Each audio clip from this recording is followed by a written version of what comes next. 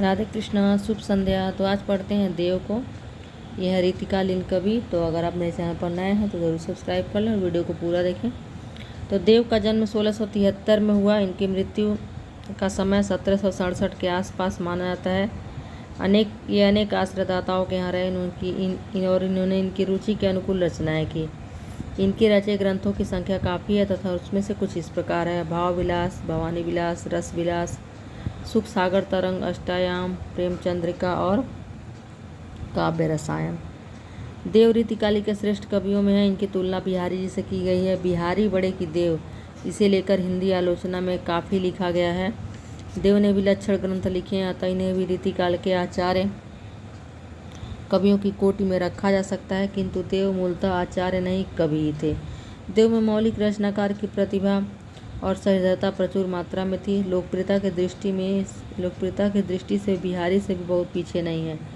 देव की काव्य भूमि बिहारी से कहीं अधिक व्यापक है। उन्होंने प्रकृति के क्रियाकलाप देखकर अनेक उत्तम रूपक बांधे हैं। जैसे इस कविता में डार दुर्म पालना बिछौना नव पल्लव के सुमन झिंगोला सोए तन छवि भारी दे पवन झुलावे के कीर बहरावे दे कोकिल हलावे हुलसावे कर तारी दे पूरित पराग सो उतार करे लाए राई लोन कंज कली नायिका लता ने सिर सारी दे मदन महीप जू को बालक वसंत ताई प्रातई जगावत गुलाब चटकारी दे।